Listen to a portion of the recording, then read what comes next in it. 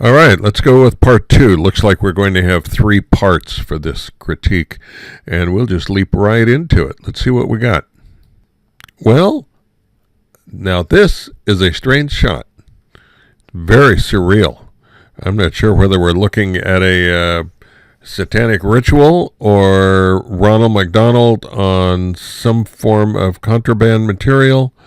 Wow, I don't know. Very interesting. It is the nightmare of anybody who appears to be afraid of clowns from what it looks like. But anyway, I'm assuming this is a concert shot of some kind. It definitely qualifies as surreal. It certainly qualifies as a blur. If this were an album cover of some kind, this would be the perfect place up here for the title that would go in it. So this could be an interesting commercial shot for a very far out band. As it stands now, without the commercial side, then our picture really is down in here.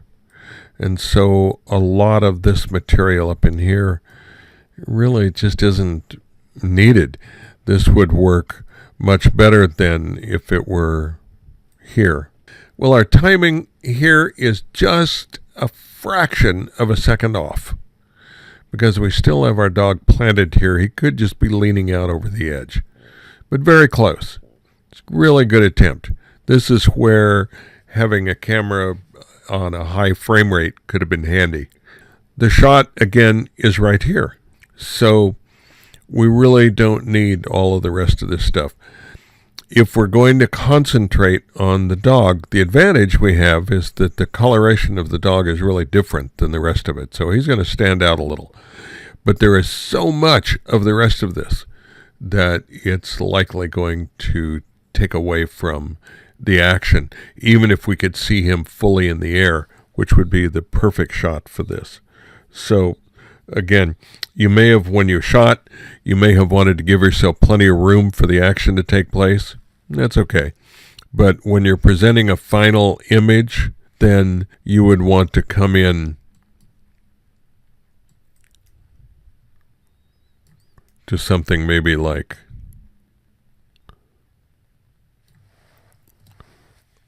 that to really get the sense of the action and not distract so much from all the rest of it. Here again, we have a really great concept. You have definitely stopped all of the action going on here. But compositionally, you missed a little bit. The action is all of this going on in here. So this foreground, with all the pigeon poop or whatever this is on the sidewalk, is really more distracting than it is helpful to the shot. And if you're going to zero in on it, then your shot is either here with this pigeon, this one perhaps either just lifting off or coming down. And so a really interesting shot is, again, right in here.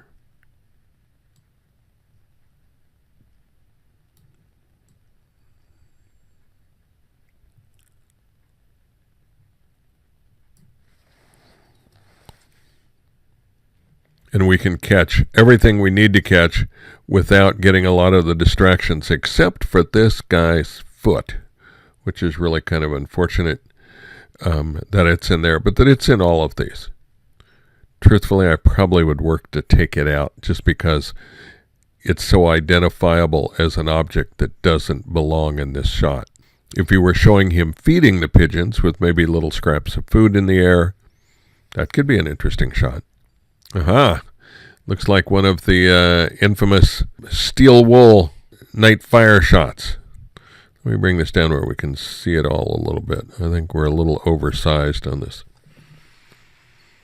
So this could be a really interesting shot with this event happening on top of the little structure here. It almost looks like a temple of some kind. Maybe this is to announce the evening sacrifice.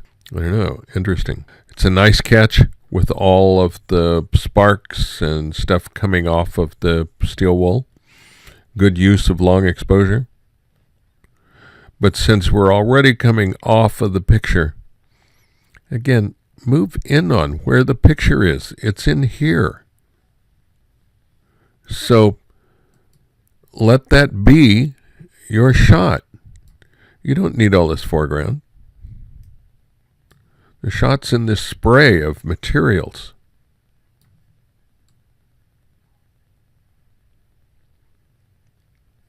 Maybe something like that would tell the whole story, but let you really see the material faster. Good catch. The timing is perfect. The dog is completely in the air. The person may be, although they might have their toe touching down here, but it's a good shot. But you've got all of this energy rushing headlong into this edge of the picture. So let's give that room to move. And it would be nice to see a head in here, but it could be the headless runner. You've really got to watch composition with these. Just looking at the action is only part of the job. The photographer has got to look at all of it. It's difficult. I know it's difficult, but you've got to look at all of it. This is a nice use of the motion blur. It's interesting, is the train coming in, or is this person left behind? Are they watching? This has a interesting backstory potential. Are they watching someone move out of their life forever down the track? I mean, there's all kinds of ways to interpret this. So it's an interesting shot that has some real storytelling value to it. And it's a nice move of that motion blur with the main subject just standing there. Good job. This shot could have been a really interesting one. It's supposed to be a motion blur, but it's hard to tell what's actually being blurred here because it is so totally overexposed, and this little hanging thing here appears to be frozen. It's possible if we go up and pull a levels change on it. Oh, look, here's all of this missing material. Suppose we bring this over. Now we can see the stuff, but whatever it is in motion is not blurred, even though this is supposed to be the blurred shot. But when you have a histogram like this, there's a problem. So pull this over. Now, we can make this look better in Photoshop. That's true. But let me show you what happens when you do this. I'm going to say OK. Now I'm going to open up those levels again. I want you to look closely at this histogram. See all these breaks in that? Every place there's a break, there is no tone. So when this gets printed more to size or is brought up in size, then you're going to get a lot of banding. This exposure is really critical in the digital world. So be careful with it. When you see that in the histogram on your camera, correct the exposure. When you look in the monitor and it's that much overexposed, do another shot. Make it correct. Don't just let it go. And this one is the motion freeze, and I assume what we're talking about freezing are the fronds on these palm trees appear to be blowing in the wind because they're all going in one direction. But again, we have a really serious exposure problem. Let's look at this again. There's our levels. See all of this difference here? All this that's missing? And the white is off the edge, meaning all of this highlight material is simply blown out. There is no bringing it back. So if we bring this over, we can help the shadow area. We can help this area of the tone. What we cannot do is save the highlights. That's all about exposure. This area down in here can only be made muddy. It cannot be made to give us detail. It's just gone. That's all there is. So really, really pay very close attention to the histogram when you take a shot, to the monitor. It's going to give you some information that's important. Look at it, follow it, and then correct the shot. Well, this says, according to the title, that this is motion blur. I'm looking. Finally, I can see it over here. This is so lost in the background. This is almost like a ghost. I mean, this is a bizarre image. This is something out of a John Carpenter movie where we've got this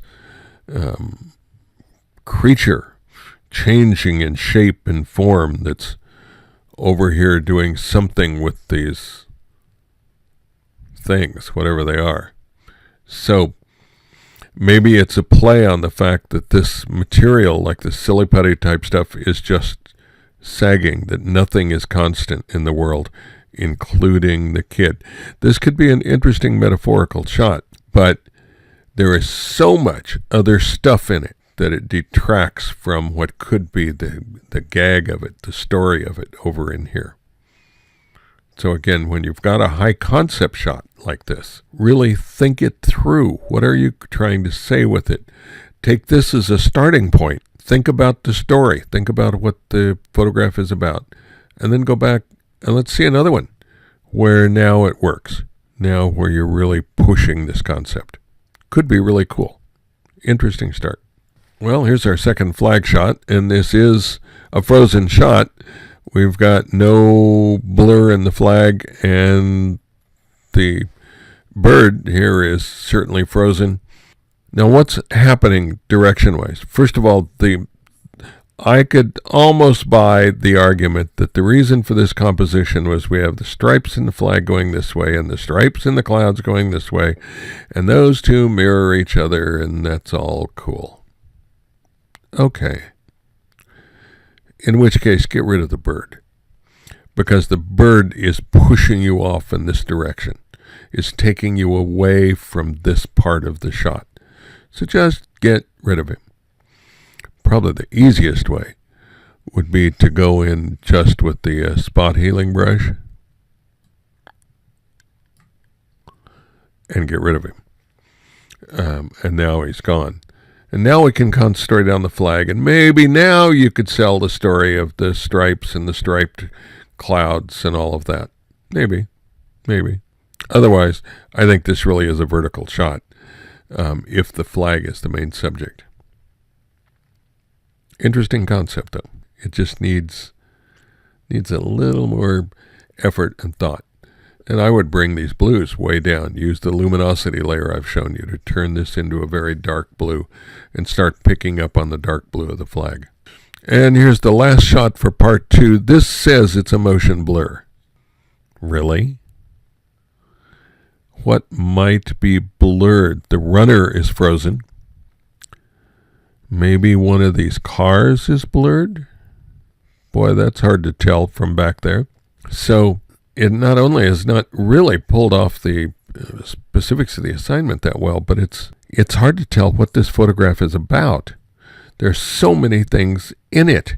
Is it about the tree? Is it about the bench? Is it about this person sitting there looking away? Is this the shot over in here? Is it about the runner, in which case the trash can's in the way? Is it about the trash can? Is it about the one red object in the entire picture, this car? All of this green, all of this complementary color takes away from that. So this shot needs a touch more thought to it, and it really could be cropped to get rid of this part of the street. This isn't doing, no matter what the shot's about, this part of it isn't helping you. Don't just go out and say, oh, I'm supposed to shoot something with a slower shutter speed, and I did, and well, I can't really see it, but it must be there because the shutter speed's slow. No, it's all right, it doesn't work. That's the end of part 2. We'll be on to part 3 momentarily.